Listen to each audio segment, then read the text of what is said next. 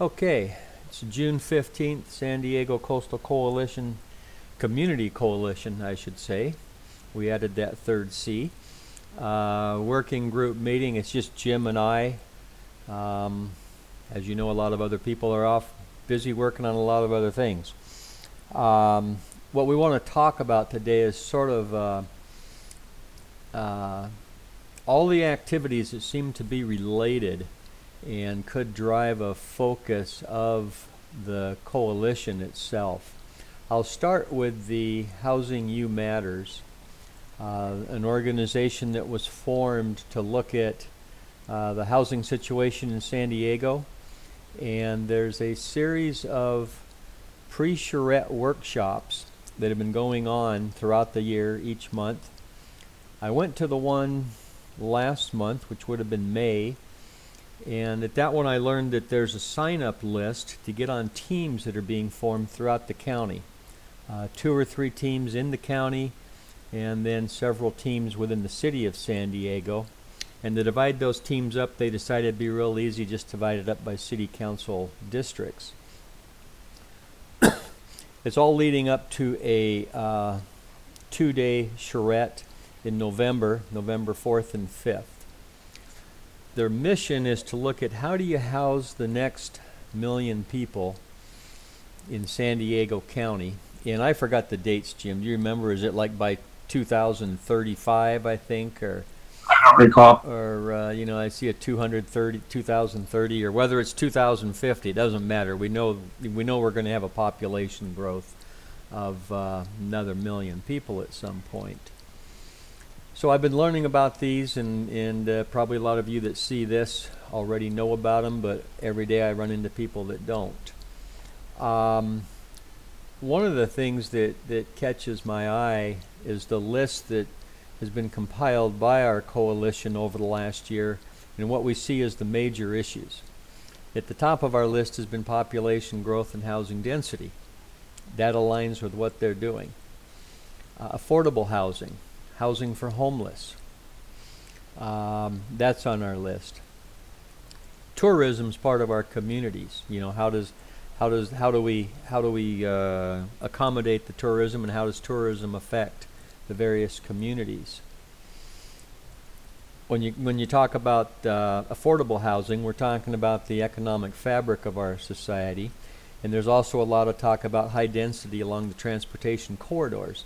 Plus, if you're going to put in the units required for another million people, that's going to bring on a lot of infrastructure needs, both in transportation, for parks, schools, sidewalks, water pipes, sewers, and all of that. So we got transportation and infrastructure. The ecosystem. How do you run net zero? How do you create net zero buildings? With all these people coming in, you have to have places to work. So you're creating the need for more offices.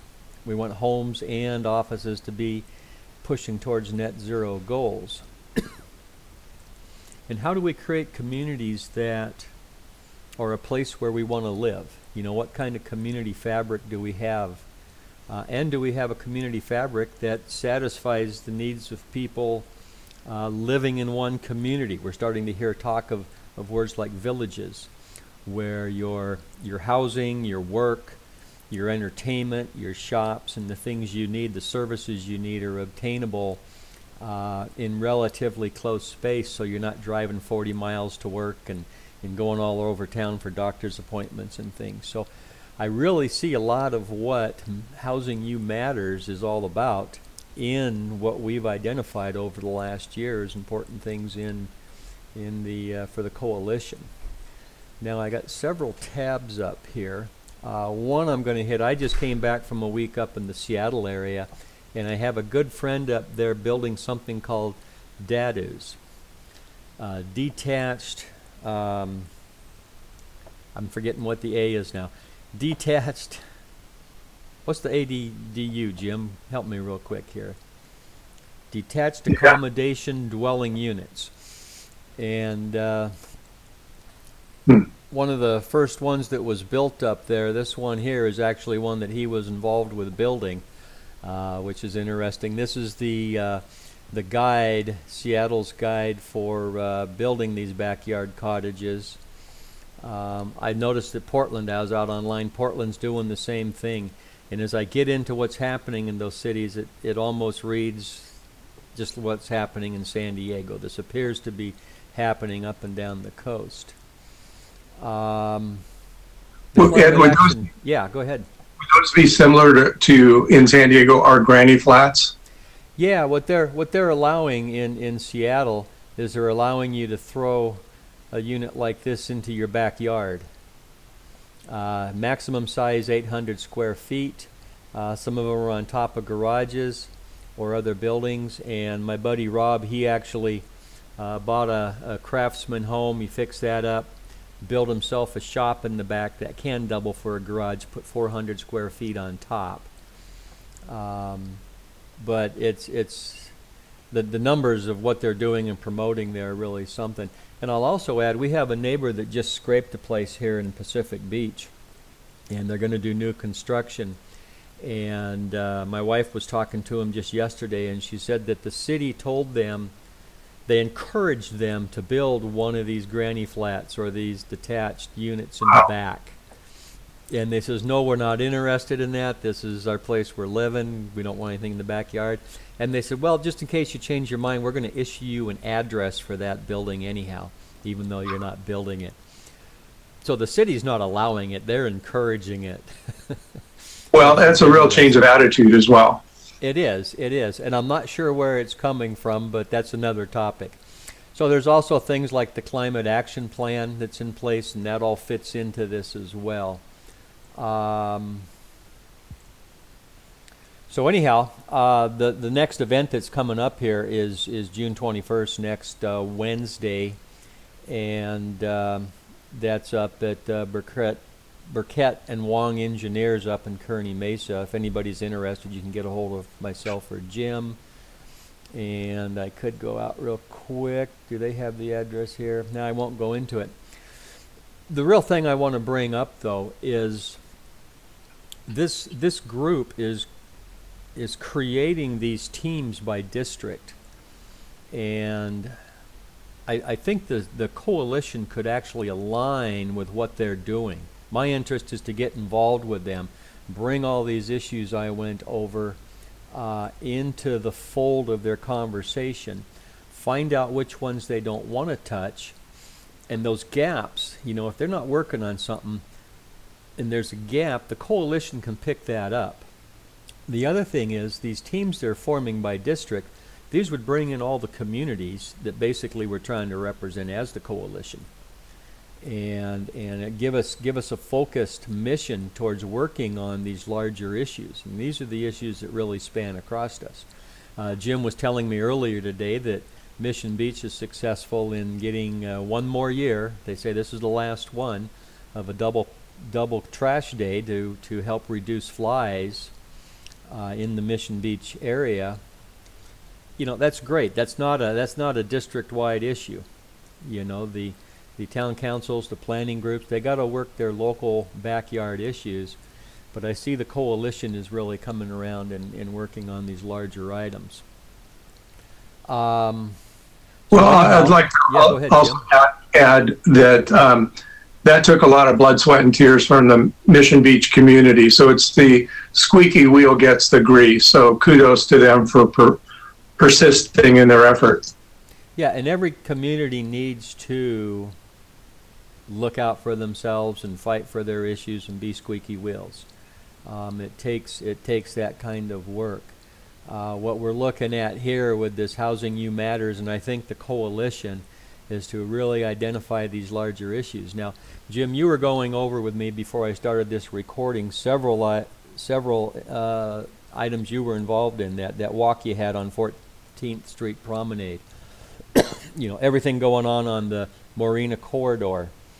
And you told me about a gal up at UCSD. Why don't you tell us a little bit about her and what her interest is?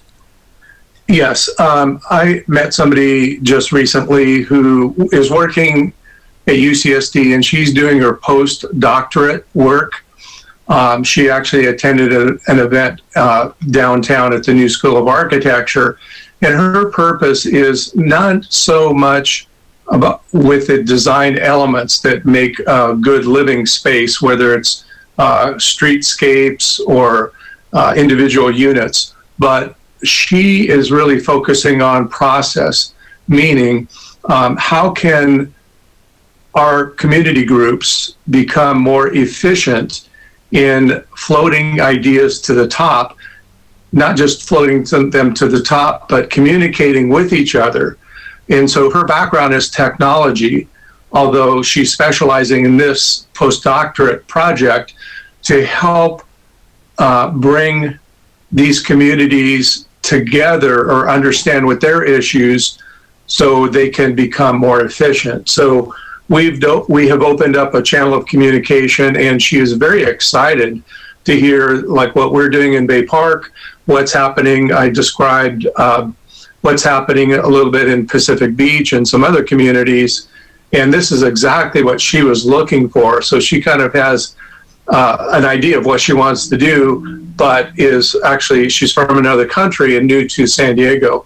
So now I'm kind of feeding her with the type of groups that she will need for her study.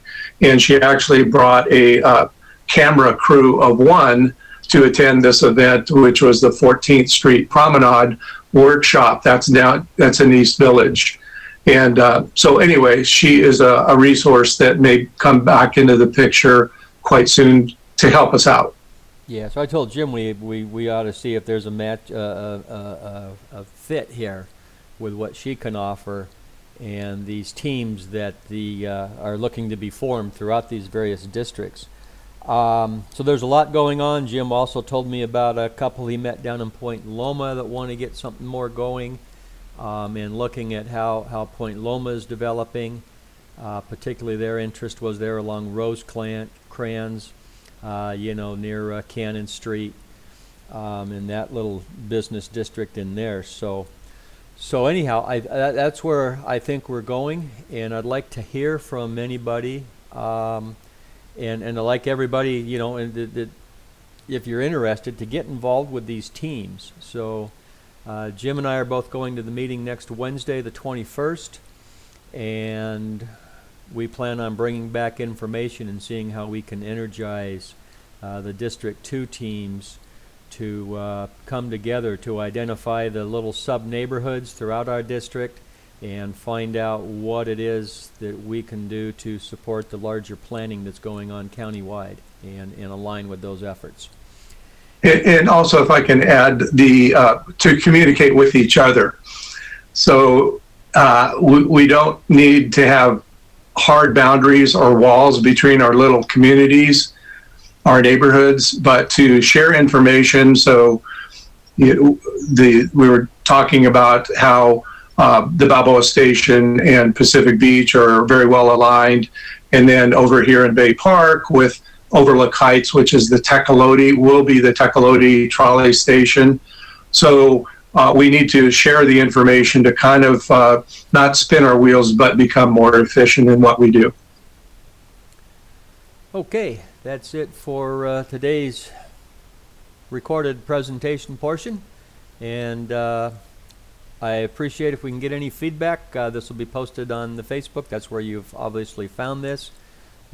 Please go there and give us any input. We'd love to hear your thoughts.